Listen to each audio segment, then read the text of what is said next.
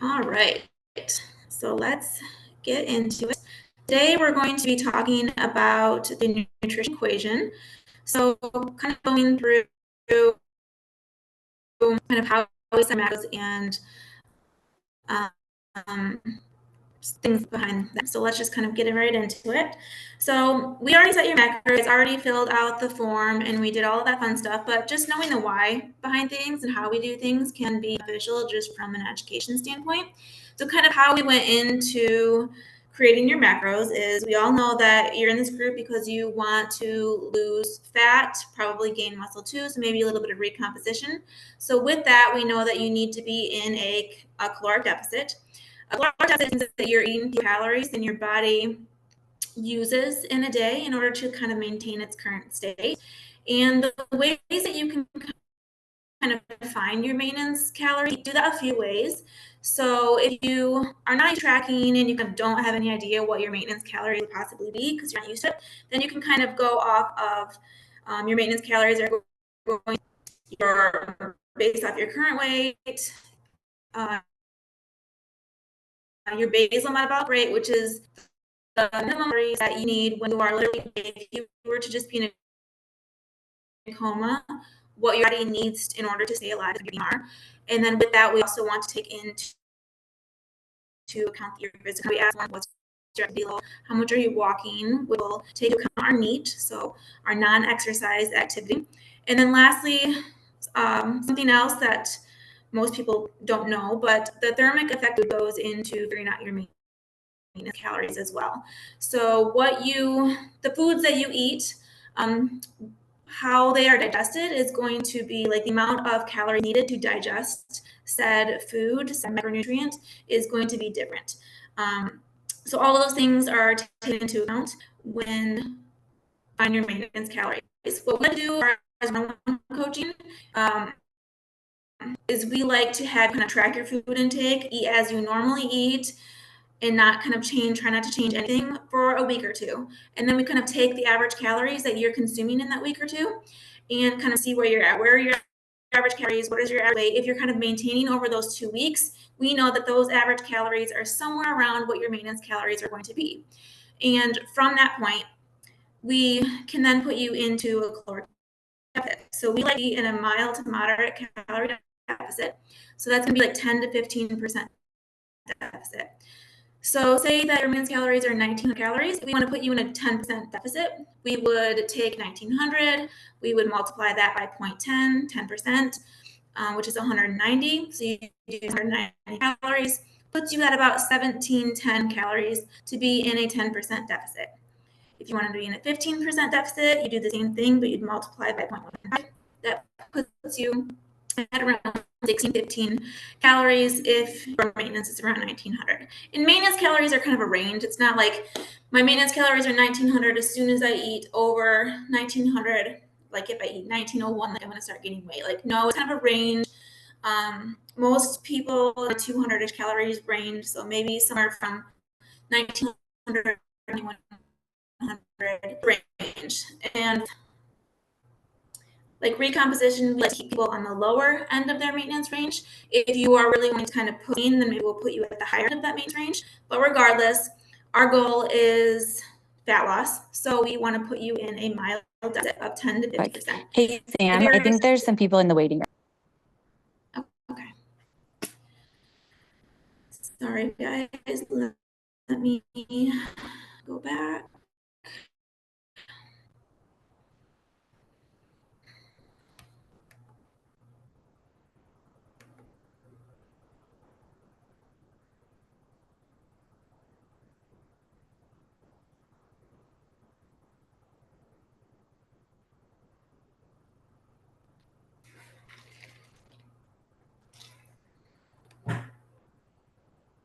Okay, I think we should be good now.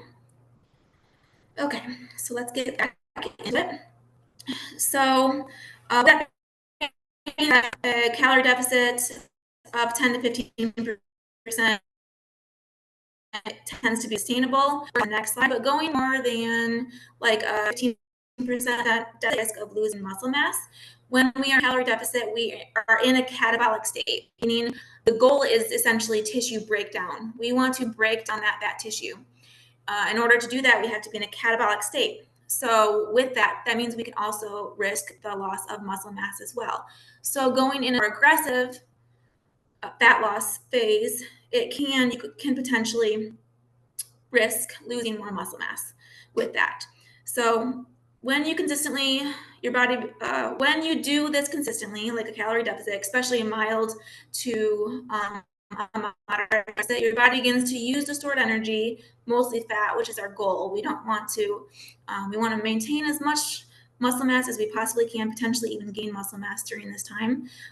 So that makes up the difference in which leads to fat loss over time. So with that, you guys kind of already know we like to be pretty flexible. So we like to mostly we gave you guys specific goals for the challenge, but we kind of, when we messaged you, we mentioned maybe being flexible with our carbs and our protein. So we like to take a more flexible approach. So basically, that's why our goal is stay within 10% of that protein, stay within 10% of that calorie goal. You can be flexible with carbs and fats, and that's okay.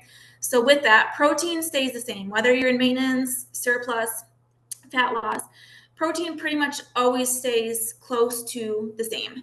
We want to keep protein intake high. We want to aim for anywhere from 0.7 to 1 gram per pound of body weight. If you have a lot of weight to lose, then closer to your goal body weight.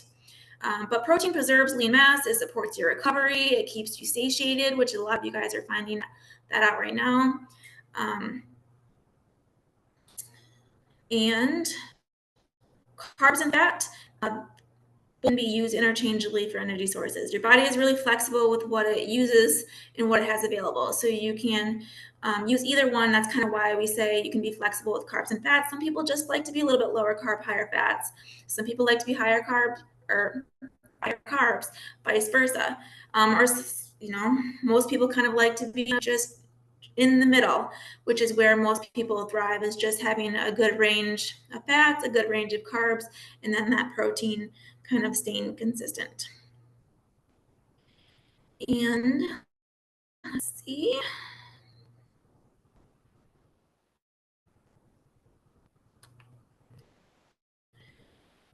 Yes. I mentioned being flexible with carbs, but having a range. Like with carbs, we don't like to go lower than like 130, because then sometimes that can lead to thyroid downregulation. And the same thing with fats. When we start consistently being under like 50 grams, we can risk hormonal downregulation as far as our sex hormones go. So again, like being flexible with carbs and fats, but within reason, not going too low on fat, not going too low on carb, or too high is kind of where we want to be, but still have flexibility there. So we definitely want to prioritize protein. When you're in a calorie deficit, like I said, your body wants to use the stored energy. But if we don't have enough protein, you can risk using muscle tissue, so burning muscle tissue as opposed to that fat tissue. So protein intake plus resistance training, which we love to preach about, it helps your body to hold on to as much muscle mass as possible while losing primarily fat. Another benefit of having higher protein is that it has, I mentioned the thermic effect of food. Protein has the highest thermic effect of food, meaning that if you were to eat 100 grams of protein, you might only net about 7 to 80 calories after digesting. So it helps with overall fat loss, because the thermic effect of protein is like 20 to 30% of those calories are burned. Like it's burned, it's used during the digestion, whereas carbs, it's somewhere around 5 to 10%, and then fats is somewhere between 0 and 3%. So it's not going to make like a huge difference. Like, let's just go super high protein, super low carb and fat. Like, it doesn't work that much. It's not like a huge difference, but all the little things do add up. And then protein helps to support muscle recovery and repair muscle tissues. Protein is made of essential amino acids, right? Amino acids are the building block essentially of muscle. So we need those essential amino acids, which oftentimes come with protein. We talk about creatine a lot. Creatine is an essential amino acid. So we need those building blocks to repair the muscle tissue, and then it also helps with recovery too from our strength training. So it helps to preserve the muscle mass, but it also helps to reduce soreness, which then can help us to push harder in our strength training sessions, which then can lead to more muscle mass and holding on to our muscle mass. And then that leads to overall improving your body composition. Protein, like I mentioned, also boosts satiety. It is one of the most filling macronutrients. It can help to reduce your cravings. It makes it easier to stick to a calorie deficit without feeling constantly hungry or deprived. And that's kind of why we recommend eating a high protein breakfast and then spreading that protein evenly throughout the day. It really can make a difference in kind of how you're feeling overall as far as those cravings go, as far as energy goes. And then being, perimenopause and menopause, I'll talk about it a little bit more later, but with the declining sex hormones, we are at risk of losing muscle mass every single year. So we want to do as much as we possibly can to hold on to that hard-earned muscle mass. And protein as well as strength training are two just huge, huge, huge ways of doing so.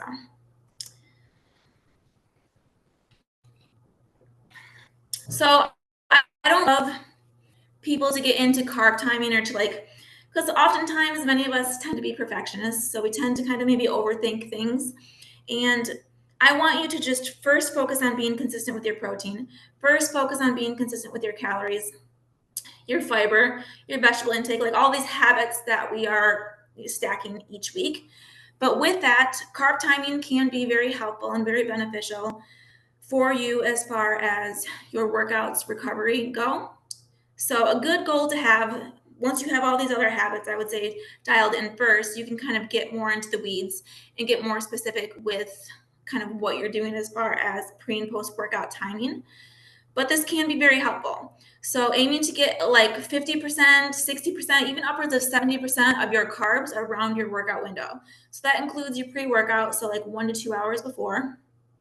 If you're doing an endurance, then you're going to probably want intra-workout, but most of us that don't do endurance type sports, we don't necessarily need intra-workout carbs. And then post-workout. So within a couple hours after a workout, can we get 50 to 70% of our carbs during that time? And then maybe going a little bit lower carb the rest of the day and focusing, maybe most of our carbs are just from those vegetable intakes. But pre-workout carbs are going to help to fuel our performance, especially if you're doing strength training or anything high intensity. Those carbs are going to give us energy to push really, really hard in those training sessions, which we want you to do. We want you to be able to push hard. We want you to get close to failure on a lot of those lifts so that we can, again, improve our body composition, increase our muscle mass. If you train, sorry to interrupt. There's more people in the waiting room. Okay.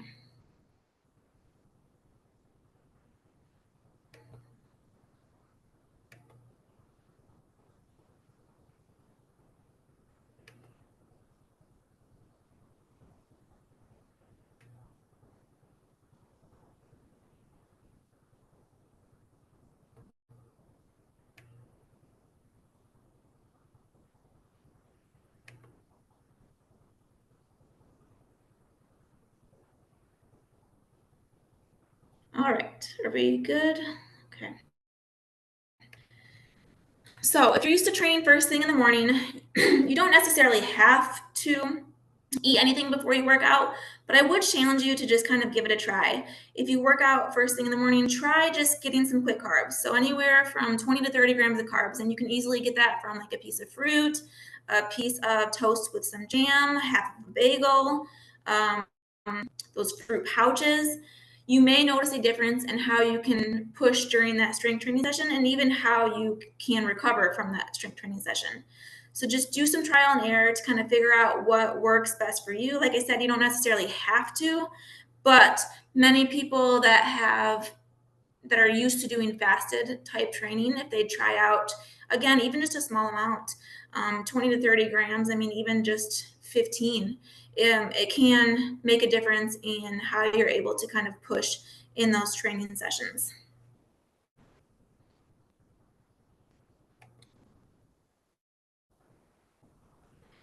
So next, we're going to talk about blood sugar management and appetite regulation. So managing your blood sugar and appetite becomes really, really, really important during perimenopause because of shifting hormones. So as we know, estrogen and progesterone declining, they can directly affect things like our insulin sensitivity, our hunger cues, our cravings, our energy levels, where we store our body fat. Maybe we're storing more in our midsection. The drop in estrogen can lead to lower insulin sensitivity. So estrogen helps regulate insulin. Insulin is the hormone that moves your sugar from your bloodstream into your cells. So it shuttles. It helps to shuttle that insulin into the right places. So as estrogen declines, you can become more insulin sensitive because the blood sugar is going to stay in your bloodstream for longer. Then your body wants to produce even more insulin to help get that blood sugar down and get it into your cells where it's supposed to be. So then, like when we're looking at blood work, for example, we not only see a high fasting blood sugar, but we also see a high fasting insulin, which can show us that there's some insulin sensitivity happening. So you kind of process your carbs less efficiently. You have those bigger blood sugar spikes and then those bigger drops. And that can lead to kind of more storage as far as around the midsection goes. Progesterone and estrogen also influence our hunger and satiety hormones, ghrelin and leptin. When those hormones fluctuate, they make you feel hungrier. They make your cravings more intense, especially for those highly palatable foods like salt, sugar, high calories, and our fullness signals are weakened. So we feel like we're hungry all the time when in reality maybe we have enough calories. And then going back to the insulin sensitivity, the unstable blood sugar leads to the energy swings too, which can affect our mood. So we have those big crashes in our blood sugar. It can lead to brain fog. It can obviously make us quite irritable.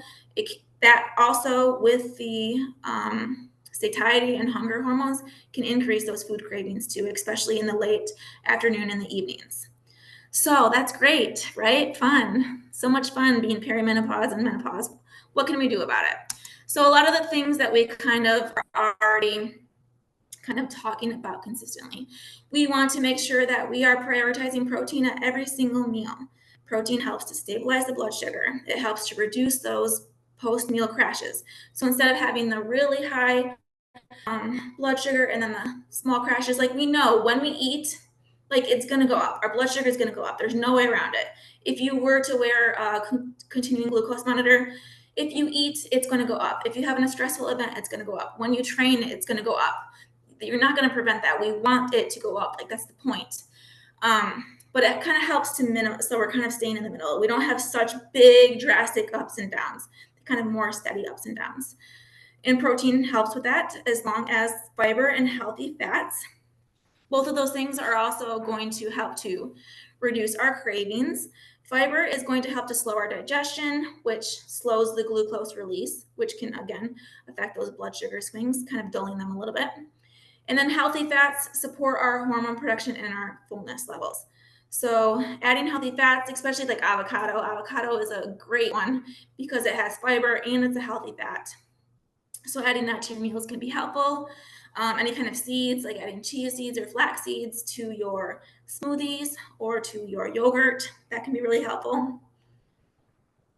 Especially if you struggle in like fiber at breakfast, adding in a yogurt with seeds can be really helpful. Or adding avocado. Avocado can go on anything. So avocado to your eggs, avocado to your toast, very versatile. And then another thing that we can do is balance our carbs. So a lot of us came from maybe wanting to cut out carbs completely. We were kind of brainwashed to think carbs are bad, they're the enemy. Not so much. We just want to balance them. We want to save those refined carbohydrates mostly for pre and post workout if you're going to have them, because that's when they're going to get utilized immediately. But we want you to focus mostly on complex carbs. So vegetables, legumes, beans, oats, whole grains. Always pair your carbohydrates with a protein and a fat. So making sure your meals are really well balanced. That's going to help to blunt those blood sugar spikes like I mentioned previously. Another big one that myself included are culprits of, but skipping breakfast. So again, many of us grew up where just, don't skip breakfast, just coffee is fine, fasting, things like that. But skipping meals, especially breakfast, it can lead to the low blood sugar, which then leads to overeating later on, which disrupts our hormones. We kind of talked about it briefly, but cortisol is highest in the morning. So when we add training to that, there's another spike in cortisol. We add caffeine to that, there's another spike in cortisol. We're not eating. It's just the chronically high cortisol over time is not doing us any kind of justice. So eating a protein-rich breakfast improves your blood sugar regulation, your appetite regulation, and it can really help to just be consistent and compliant with your set macros.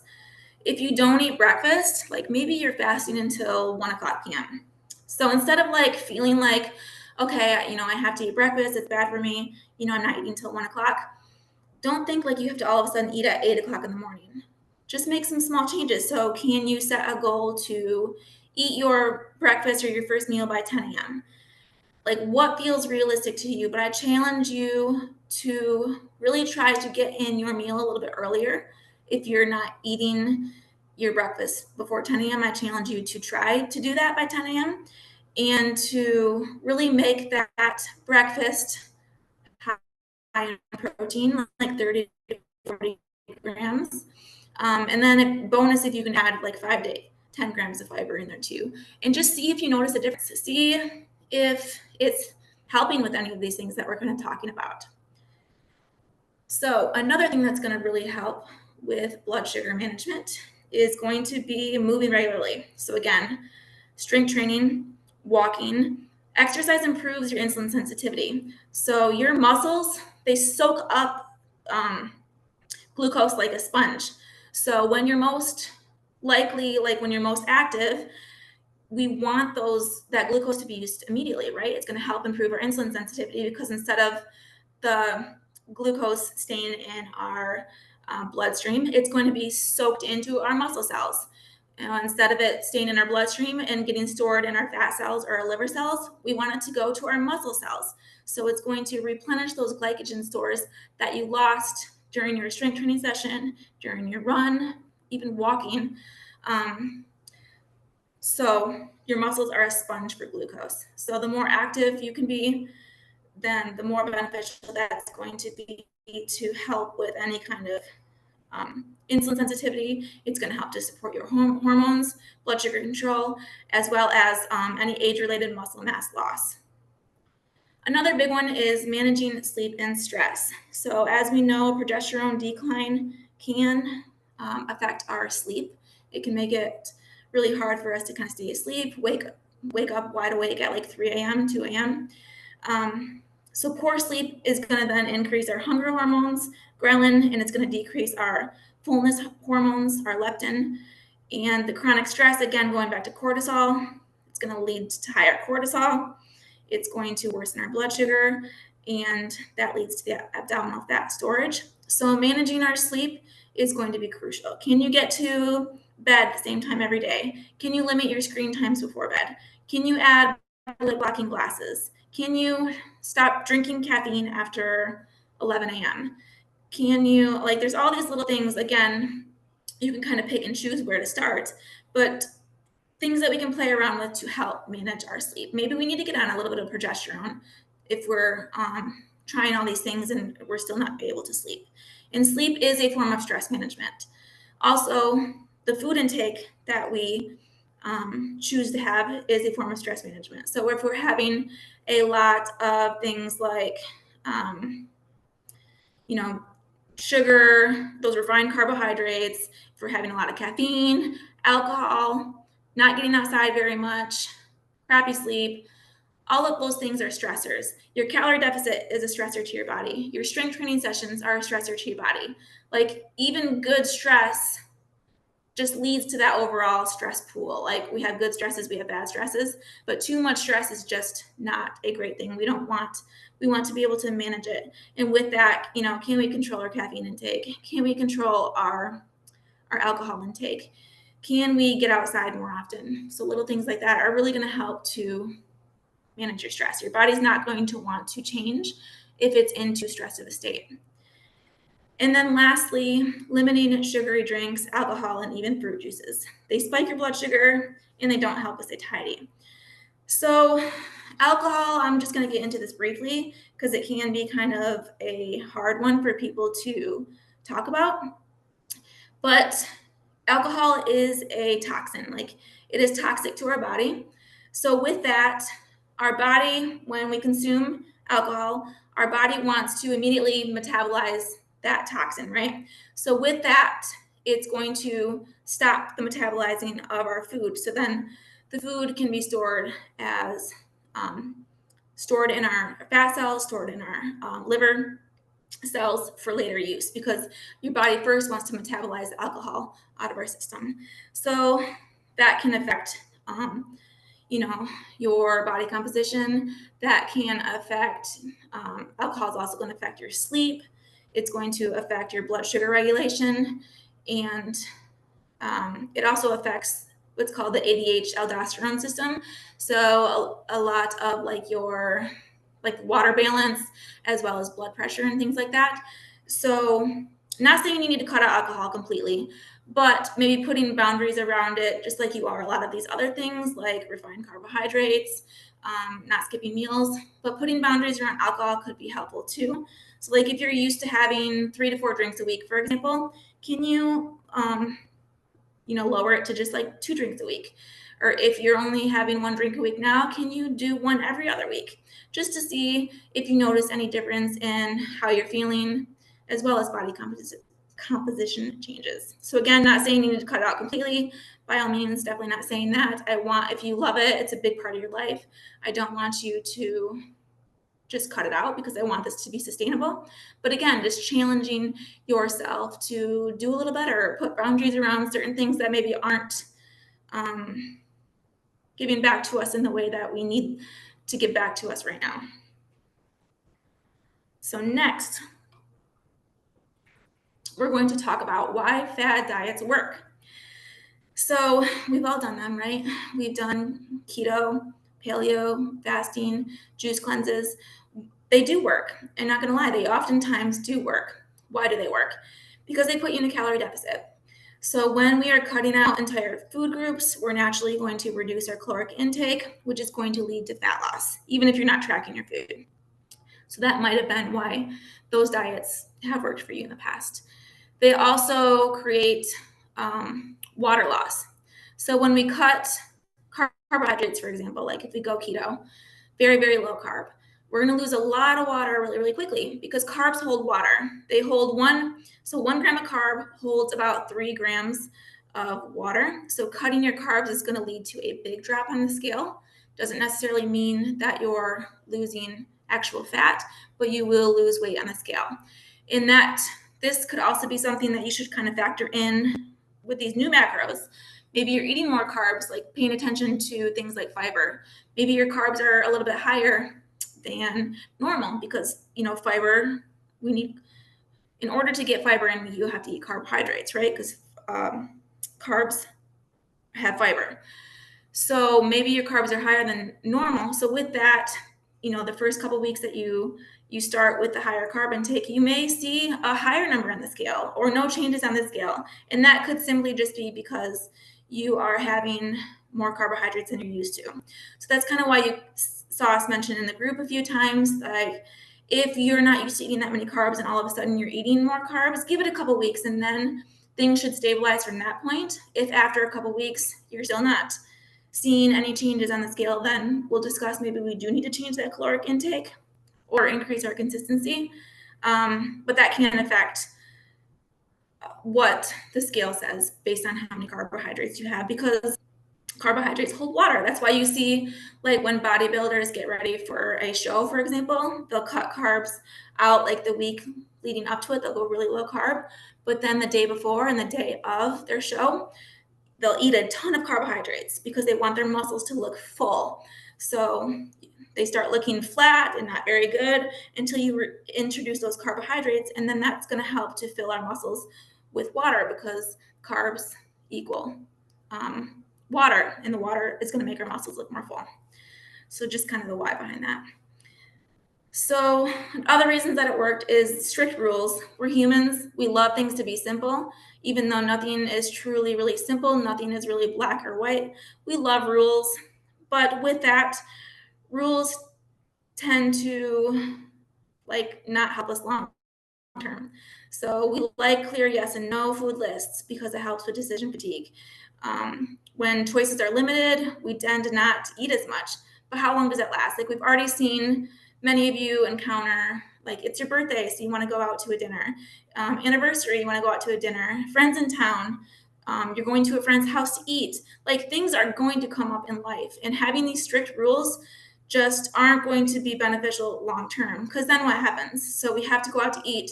You don't have this, you can't follow these strict rules. Then what does that lead to? That tends to lead to the all or nothing mentality, which is kind of what we'll talk about in the next slide.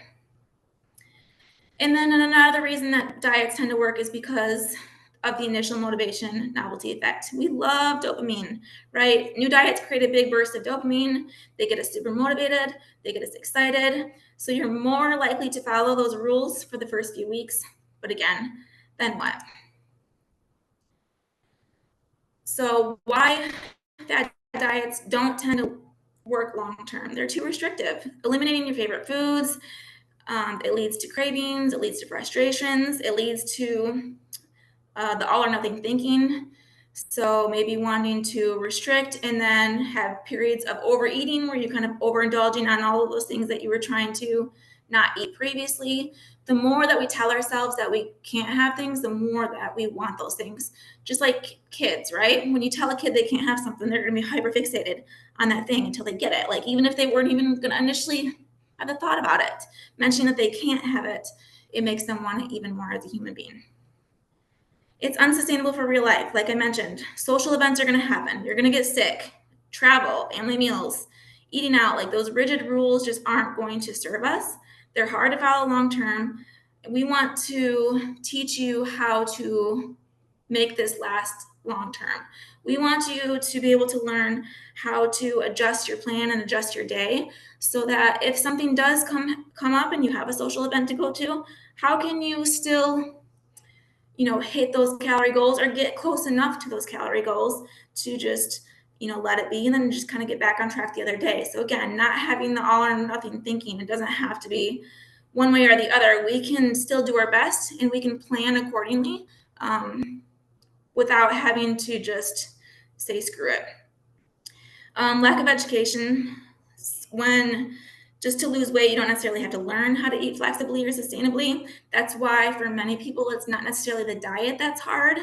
It is what happens after the diet. It's hard to sustain the weight that you lost, and people tend to gain it back because that's when those old habits kind of start creeping in. You're not necessarily changing your habits. You're just temporarily, you're really just temporarily cutting out one. They're too extreme.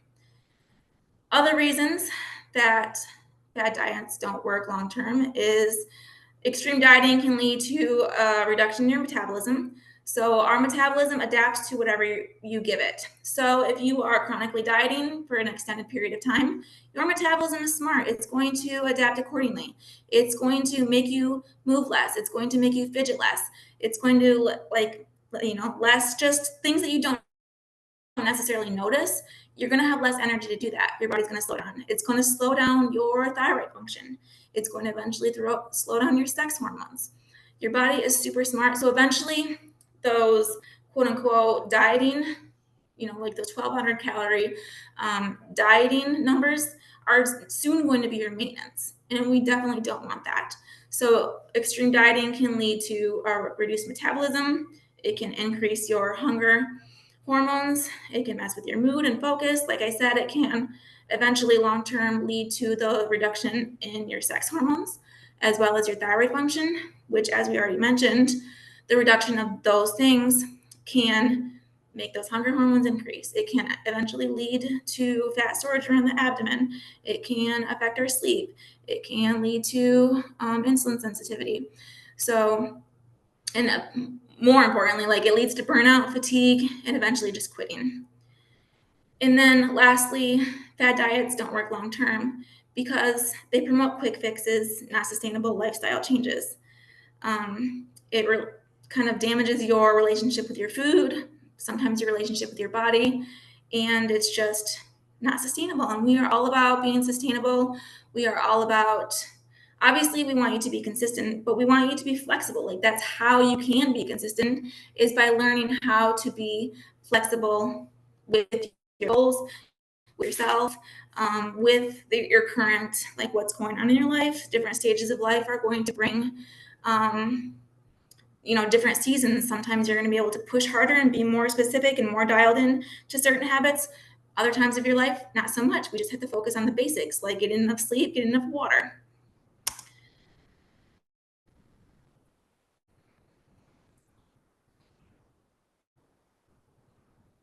All right, is all I have. I'll answer questions in just a second. But we're kind of stacking on our habits. You guys will see that we're kind of slowly adding to it. As you build consistency, it can be easier as opposed to starting with 10 habits, just slowly adding on each week. So our weekly focus is going to be hitting that protein goal within 10%, hitting those calories within 10%, hitting 3 to 4 workouts a week, 7 to 10 steps per week, 100 ounces of water, and then new this week is going to be those 3+ cups of vegetables. So I'm going to stop sharing and I'm going to get to your questions here if the coaches haven't already answered them.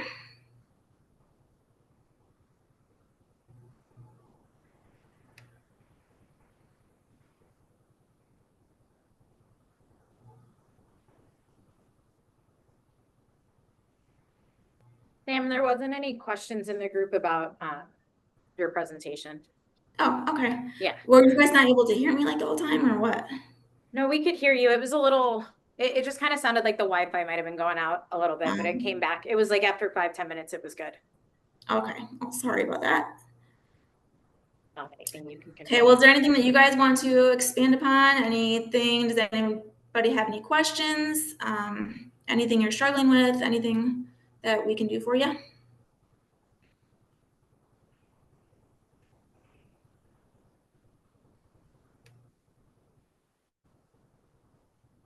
Hey, Sam. Can you hear me? Yeah. Oh, hey, this is Sarah. Yep. I'm trying not to get too ahead of myself, but like I took my photos and I was like, oh my God, there's like no changes that I can physically see. And I'm only bringing this up because maybe someone else is feeling this too. Is that like unusual to not, I feel like I've made progress in like the other ways, I think, just like getting everything dialed, like been hitting everything pretty much on target for protein, calories. But I don't know. Is there like a time? I know everyone's going to be different. Is there a time frame that people usually start to see things change in like the photos, like in their physically? The photos can definitely take longer than maybe changes on the scale or like inches. Like if you're taking measurements in your waist as well as like your glutes, the photos tend to be slower, especially if you're the one that's looking at the photos. Sometimes that's why having a coach can be helpful, because we tend to nitpick everything and we see ourselves, even if we don't have any kind of like body dysmorphia or anything like that, we tend to see ourselves differently than other people can see us. So we tend to be our own worst critics when it comes to photos. So yes, I would say that photos tend to take a little bit more time, especially if you're looking at your own photos, to see changes. First, we'll usually see changes on the scale and in our measurements, and then kind of photos. Sometimes for clients, it takes even a month or two. What would you say, Marita? It all depends. Yeah. I would say like 3 weeks at the minimum. But the biggest thing is a lot of times, like you said, like clients will look for the things they don't see yet versus what is there or isn't there. I feel like we look at it through such harsh eyes. And also like we lose from the top down. So like look in this area in those first few weeks of pictures. Yeah, you'll tend to see it in your face first, your boobs, Your back. Yeah. most of the places that people lose last. But yes, it can take a little bit longer to see those changes in photos. So I definitely challenge you to take measurements, especially around the smallest part of your waist. That's where we tend to want to lose the quickest. Also, like you could do your arms and like your thighs; those would tend to lose, as well as the average weight on the scale too. So making sure that you're taking that average of everyday weigh-ins, and I would give it 3 weeks. If you're not seeing any changes on average, half a pound to a pound, in that 3 weeks, then you might need a calorie adjustment if you're being consistent with those calories. Cool. Thank you. Yeah. Let's see, anything else? Jessica said advice on when you're feeling really good and then see the scale go up and down feels defeating. We just kind of have to get curious with it, right? That's kind of always what I go back to is we just need to get curious. Like why all of a sudden will the scale go down and then go back up?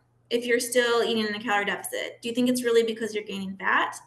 Could it be because you're ovulating? Could it be because you had alcohol? You had a crappy night's sleep? Did you strength train really hard? Are you super sore? Are you in the luteal phase? Like there's so many factors that can go in. And oftentimes as women, we will see maybe we don't have that steady drop of half a pound to a pound every single week. Sometimes we'll see big old drops of like 2 pounds, and then you won't see anything for like 3 or 4 weeks. And then all of a sudden you'll see another big drop just because of those hormonal fluctuations. It can cause a lot of water changes, right? And everybody's going to be very different. Some people are more prone to like hold on to water a lot more easily and then lose it, or vice versa. Some people kind of don't. So just challenge yourself and kind of get curious. Although it is hard, I'm not going to say it's like just because it sounds simple, like it's not easy. It's not easy thing to do because, we're doing all this hard work. We're being so consistent. We want to be able to see our output match our input, and that's not necessarily always going to be the case every single week.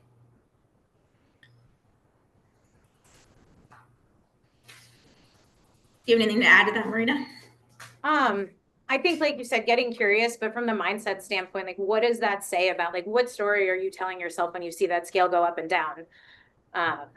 Because we know it's going to go up and down. And so there's something there, like peeling back those layers and like, do we love ourselves more when it goes down? Do we think we're a failure when it's going up? And also, like, it was a big thing for me when I would tell myself before I got on that scale, I'm like, I'm not going to let this piece of metal in my bathroom bully me or dictate my feelings. And at the end of the day, like if you weighed whatever you weigh, but you got in front of the mirror and you looked exactly the way you wanted to, that weight wouldn't matter. And so if it does, there's aversion therapy with getting on that scale and getting through that, or hey, if it's going to derail you, like let's just stay off the scale for a little bit and focus on the things we truly can control throughout the day. For sure. And just knowing like the effort that you're putting in is really like the most important. You're trying to take care of yourself, and that's what's important, not necessarily what the scale changes. And again, like if our goal is truly body recomposition, like I'm probably 20 pounds heavier than when I was, I didn't have a lot of muscle mass, but my body composition is improved immensely with the more muscle mass. But if I was tied to that, being X number on the scale, then I would have never gotten to this body composition that I'm at now because I wouldn't have any muscle mass. And like that's where the true body composition changes come. And what most of us are seeking is to have a decent amount of muscle mass and to be able to look lean. Like you need muscle mass in order to get that lean and toned look. We have to have a good amount of muscle tissue. And in order to do that, our weight might not change. It might even go up if you're really truly seeking body composition changes. And just like you said, getting curious, like why does it matter so much the number on the scale? Do I feel better? Are my clothes fitting better? Do I have more energy? Are my lifts going up? So yeah, I love that answer.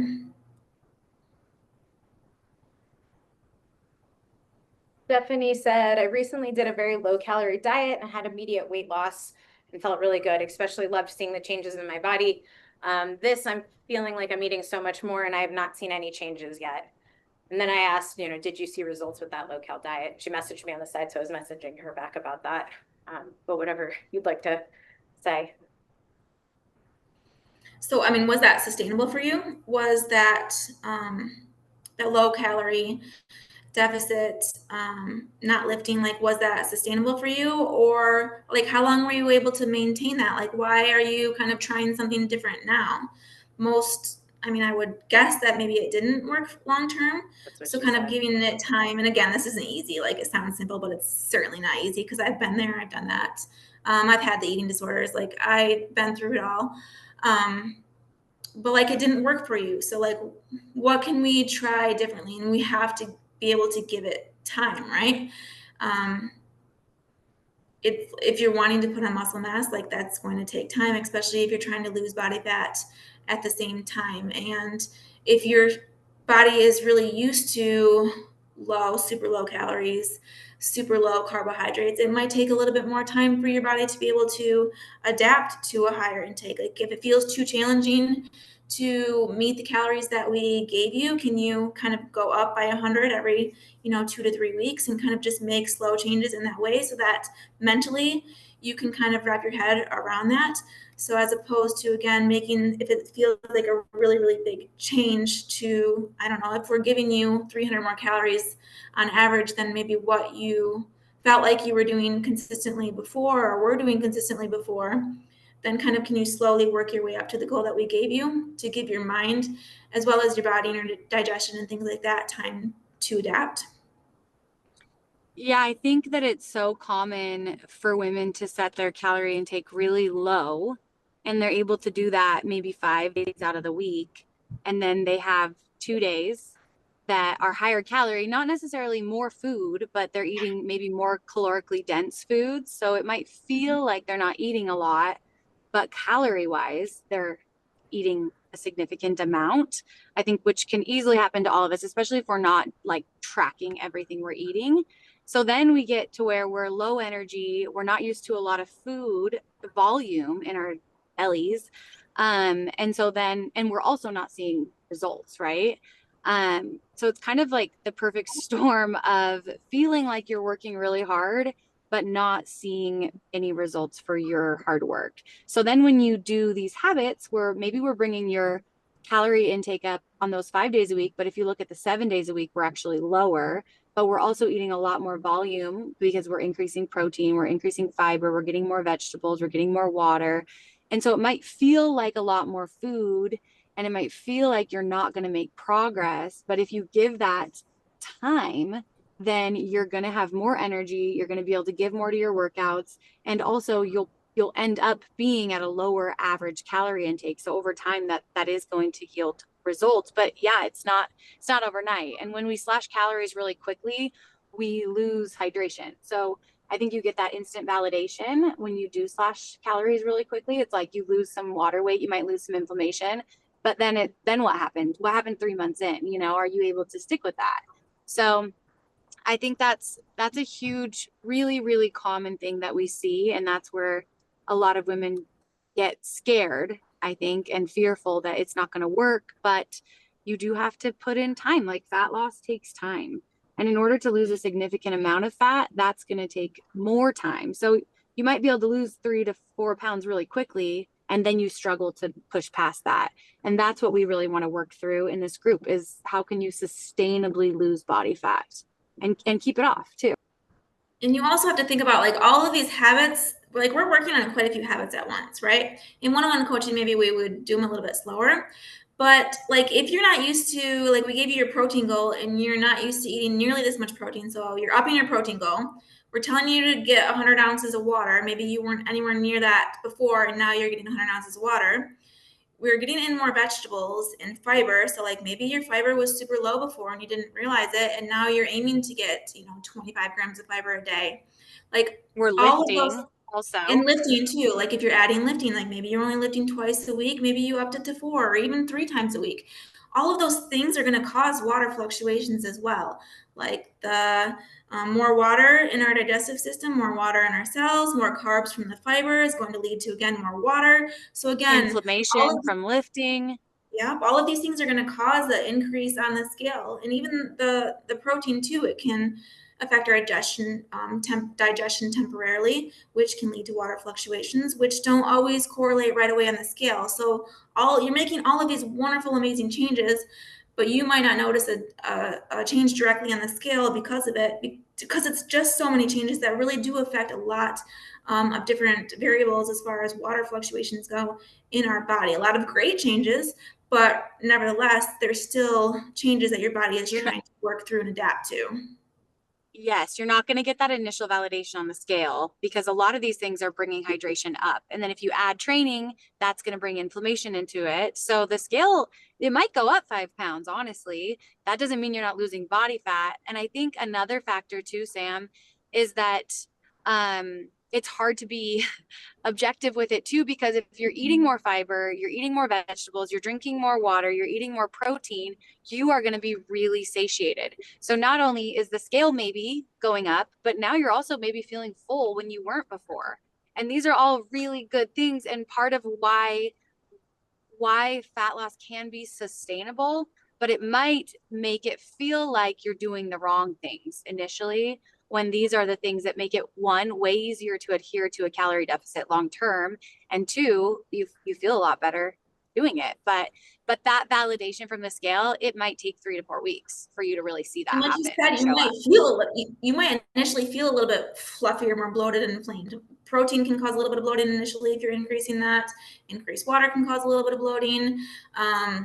Increase Fiber. the inflammation from the fiber, the inflammation from the strength training, or like a lot more steps than maybe what you were getting before.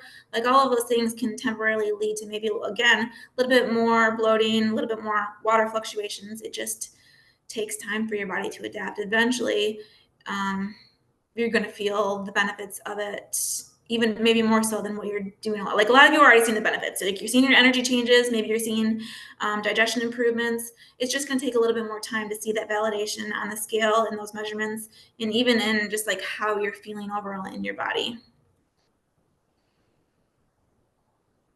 Yeah, and I think too, just understanding that can help you not be so fearful, because it's so important to build this baseline of you feeling really good and having everything be sustainable. And then at the 3-week mark, if you're like, okay, my weekly average is maintaining, then it's super easy. All right, let's cut calories intake down a little bit. We are able to objectively look at that data, where if we panic and we slash calories too soon, then that might make it really challenging to adhere to in a couple weeks, and then it's no longer sustainable. So you always want minimum dose to see effective results, because if you are in this for longer term fat loss, like, you will plateau. And so we really want as much wiggle room as possible for calorie intake. We don't want to cut calories too soon. I think it can feel like a lot of people can kind of be coming from a place of desperation. Like, I know, like, you want to see fat loss yesterday, but if you can set yourself up in the beginning, you're going to be so much more successful in the long term. And also remembering, like, it's ebbs and flows as far as how we feel in our body. Like, you could be losing fat and seeing changes in photos, but you can still just one day just feel like crap in your body. You can feel bloated, you can feel gross, you can even maybe a certain time in your life when stress is extremely, extremely high. So you're wanting to nitpick that calorie intake more, you're wanting to nitpick your food intake, your body even more, because it's a control thing. You don't feel like you can control other variables of things that are maybe happening in your life, but you can maybe feel like you can control your food intake, you can control your food choices, you can control your body, when in reality we can only control it, to a certain extent. So you can also, again, just getting curious in times that maybe you're wanting to slash those calories, in times that you are being really, really hard on yourself, as far as like how you look or feel in your body, kind of getting curious as to why. Does it have anything to do with control? Does it have anything to do with something that has maybe nothing to do with you and other things that are happening in your life? So again, getting curious about where those thoughts are coming from, and just knowing, like, sometimes we're just not going to feel like, we're not always going to feel 1000% fantastic in our body. Like, even those people that we look up to, like Michaela, for example, great physique, beautiful physique, but she's even, she has bad body image days too, I'm sure. So just remembering, yes. like, you're not always going to feel great. Like, we're our own worst critics. No. Always. How other people see you, it has nothing to do with, like, it's probably not very close to at all what other people see in you is what you see in yourself. Or even how we think other people are seeing us. Right. I think it really comes down to giving yourself grace for the work that you're putting in, and knowing that it is going to yield results. We've worked with thousands of women, and we know the habits that are going to yield results for you in terms of fat loss, especially in perimenopause. And so trusting in that a little bit and knowing like, okay, the goal of this cohort is to set you up so that you have all the tools and you can be really successful with fat loss long term. And that is you're in, like Sam said, we're implementing a lot of things right now. So it will get a lot easier to be able to pinpoint like which levers we need to push harder on. But right now we're building a really solid foundation so that you can feel your best in fat loss and adhere to a calorie deficit as best as possible, and also see body composition change in the best way possible with retaining as much lean tissue as possible. So kind of all these things are really important. And then once you establish them, it gets to be really easy to make adjustments. And that's something that we'll talk about as well. So yeah, and remembering too, like, it's not necessarily just macros. It's not necessarily just our food choices. Like, a lot of it is like what happens in our brain, how we identify, how we see ourselves, the stories that we're telling ourselves. So you'll hear us kind of dig a lot into the mindset aspect of things in this cohort as well, because all of it matters. Like, if it was just as simple as macros in training, like, everybody would be able to get to their fat loss goal. But oftentimes we're holding ourselves back in some kind of mental aspect of things. That's a really good point. And I mean, to further on that, like if it's like if it was macros, if it was more outside the mind, but also like if under eating and moving more was really the solution, 99% of women wouldn't have a problem. So it's when it was framed to me like that years ago, I was like, oh, maybe I should do something different and not let my feelings be the indicator of facts. Love it. Yeah. And I think just Sam said, and I think Marita will talk more on the mindset side of things too, is I think you feel a lot less panicked and worried and fearful of not seeing results when you're sure if you're going to be able to achieve those results. So if you start to reframe that, start to think like you're whoever that you envision, like what is the goal version of you that you want to become? Like start to visualize that. Like what does she eat for breakfast? Like how does she spend her free time? What types of people does she surround herself with? What How does types she talk of to herself? literature does she read? How does she talk to herself? Absolutely. Like all of those things, like taking 10 minutes in the morning and like start to think about like, how would this version of myself show up in the world today and in everything that she's doing? Like what level of respect does she have for herself? And start to be that person today. And I really think then when you do have like a moment where maybe you don't follow the plan as you had intended, you'll feel and give yourself a lot more grace and settle more into like, this is a lifestyle. Like in order to be that person, I need to change how I show up in the world. And that's going to be something I'm going to be resistant to because we're all resistant to change.